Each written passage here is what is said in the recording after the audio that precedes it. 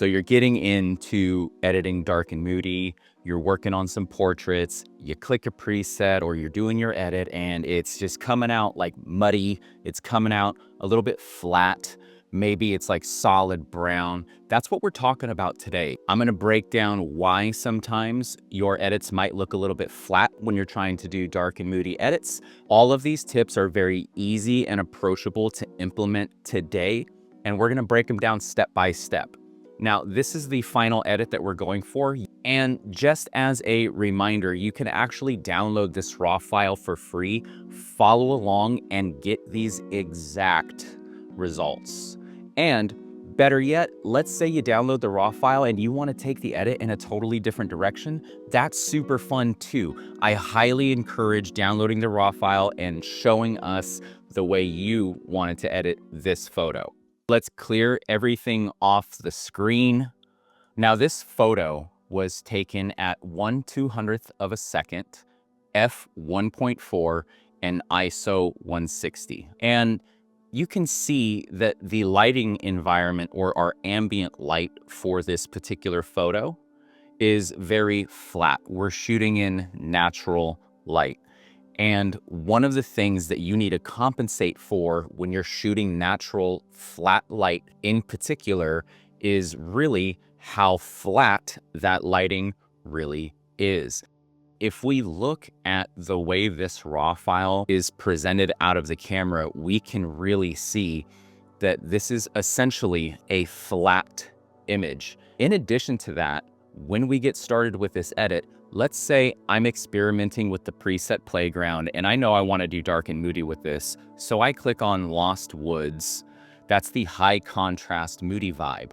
And mistake number one photographers make is slapping a preset on the photo with the expectation that the edit would be finished.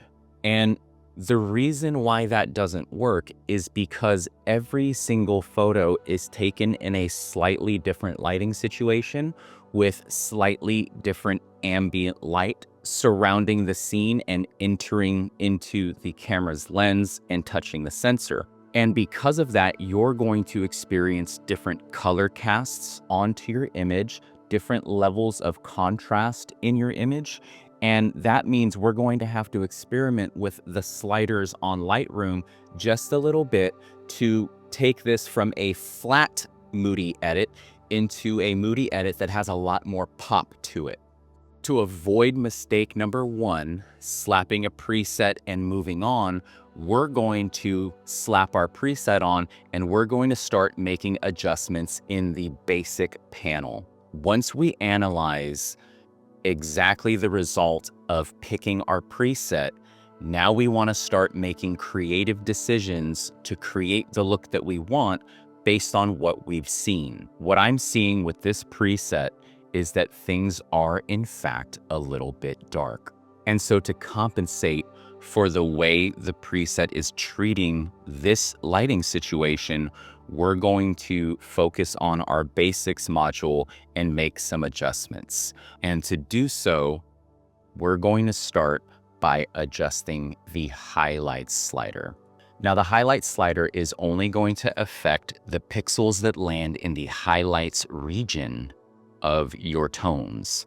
So when we click this -45 and we start bringing it up, we're going to actually just double click and cancel out the highlights adjustments entirely.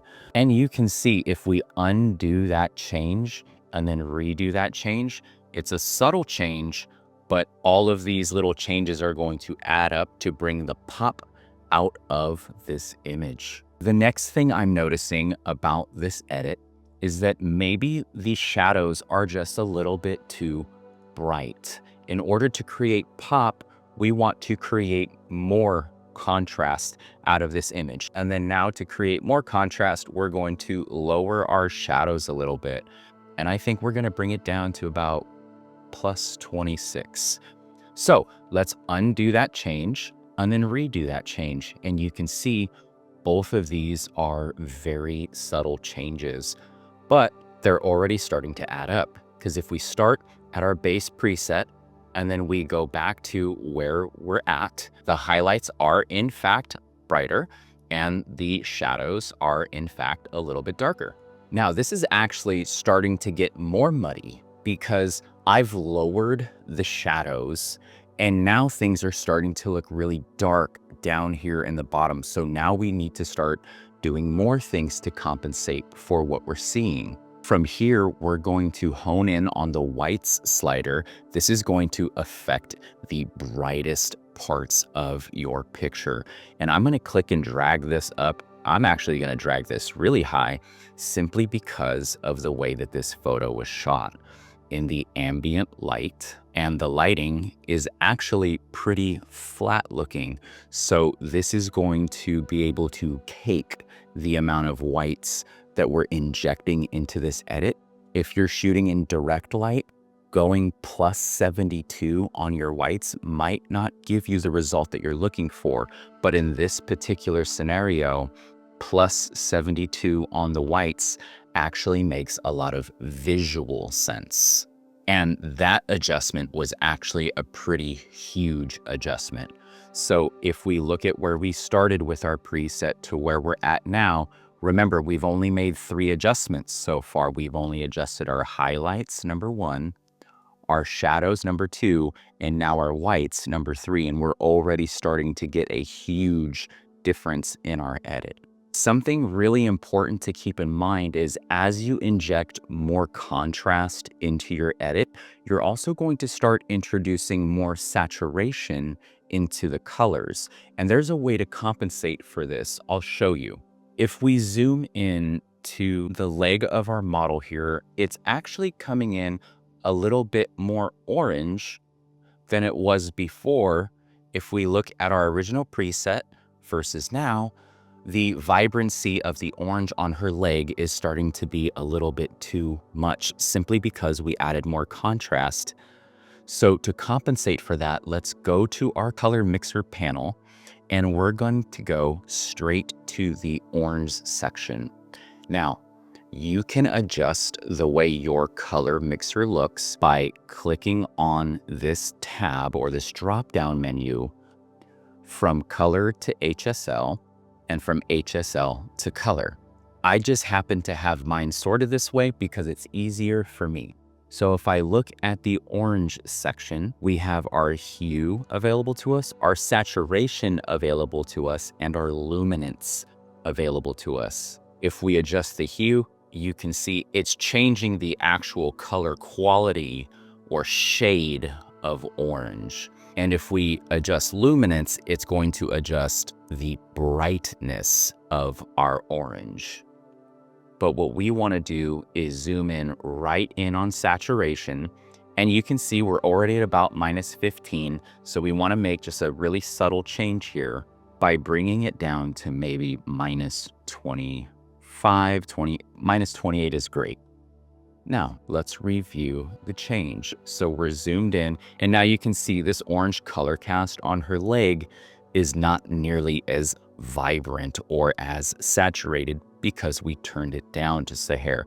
So if we undo the changes that we made, this orange is coming in a little bit more intense. And that might be a stylistic choice that you'd like to make. But for this edit, we're going to turn the orange just a little bit down. Another mistake photographers make when they're doing Moody edits is sometimes the edit looks a little bit cold.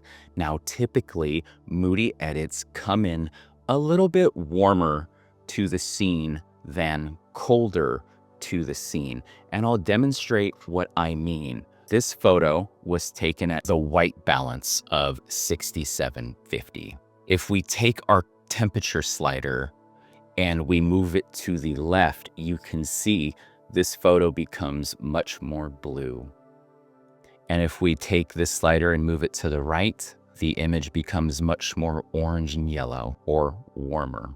And since we want a nice warm tone to our Moody edit, we're going to take this temperature slider and we're going to start dragging it to the right. And we're going to keep dragging until it feels warm enough and it has the warmth that I'm looking for and looking to feel. And we're probably gonna land somewhere around 7,900 for this edit. Now you can see this was another huge change. We're changing really the entire color of the entire image. So let's undo and then redo. Wow, that's a big change. Now we're starting to look a lot more warm, a lot more moody. And there's one more huge tip that you can try to bring out a lot of pop from your photos. This tip is a little bit more advanced, but I promise you can do it if you follow along. We're gonna start talking about masking because I like the way this looks, but I just want a little bit more pop. And this is what a lot of professional photographers do to get huge amounts of pop out of their natural lighting edits. Underneath the histogram, you have some options. And we're gonna click on this option all the way to the right. It's the masking tool. Now, Lightroom has some pretty cool features where you can automatically select certain parts of your picture. For this, I'm going to click on background. One click with background and Lightroom has automatically created an entire mask of everything but the subject of the photo. So let's take a look at what we can do with the background selected to start making it pop a little bit more. One quick tip you can do is take this exposure slider and knock it down just a little bit. And when I mean just a little bit, I mean just a little bit. I move this down only by 0.1. We're making subtle changes here, brick by brick, and we're just stacking subtle changes. Another thing I like to do with the background mask is take the highlights and actually bring those way down. If we navigate to our visibility tool, we can hide these adjustments and then show them again. And by darkening the background, we're actually making the subject pop a little bit more. Now, a lot of people already know about that masking trick, but let's actually take it a little bit deeper. Now, check this out. With our mask already selected, we're going to click on subtract, and then we're going to click on linear gradient. Now with the subtract option selected, I'm going to start clicking and then dragging up from about where our model's knee is and start dragging up. And while I'm dragging up, I'm also going to hold shift. Watch this. Boom. It automatically straightens out my angle. So we're going to let go of this linear gradient and let's talk about what's happening here. We started with our original mask and then we added a subtract layer as a linear gradient. So this linear gradient is actually subtracting and deleting or erasing some of the mask that we've created with the background. Let's turn off the linear gradient and you can see towards the bottom, the shoe is really popping out almost in an unnatural way because of how dark we made the background. But when we let go of our visibility and show that linear gradient, you can see that there's a little bit more of a natural fall off because this is how the actual ambient light was behaving. We're trying to lean into the naturally occurring scene by erasing subtly some of the unnatural elements to our mask. And we do that by mindfully inspecting our composition. Let's examine what remains from our mask. Let's hide the mask adjustments and you can see now only the background in the far distance from our model has been darkened, but not necessarily in a large or unnatural way. So let's turn that back on. See, we're simply trying to create a little bit more pop with our edit and make our subjects really stick out.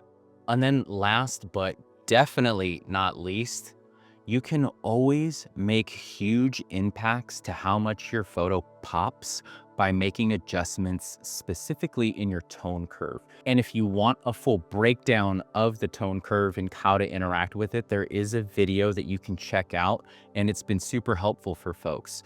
Let's take a look at the tone curve as it relates to this photo.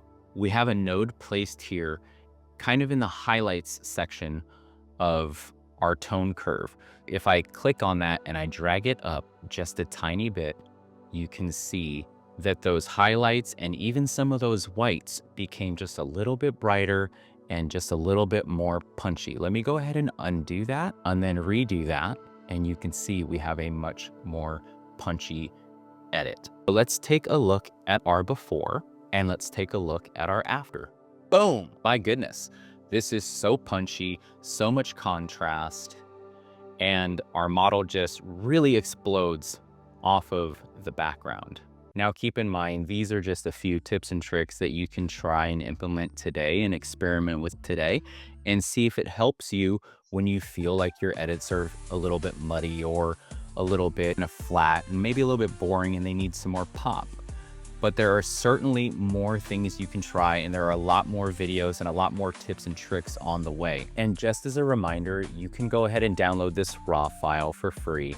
If you take it in a totally different direction, that's awesome. Make sure to share your edits with us. We love to encourage each other around here and really hype each other up and talk about photography, talk about the things that we're experimenting with and the things that we're learning about with photography. So if that's something that you're into, make sure that you subscribe, like the page, share the tips that help you because they're surely going to help someone else. I'm James Young with James Young Photography, and this is Teach me how to Lightroom, yes indeed. Yes, indeed. Perfect balance every need. Every need. Cross the lines that lead. Gallery vibes, art to feed. Grain adding texture, old school style. Frames on fire, photo file. Split tone and shadows, highlight gold. Transform raw, a story told.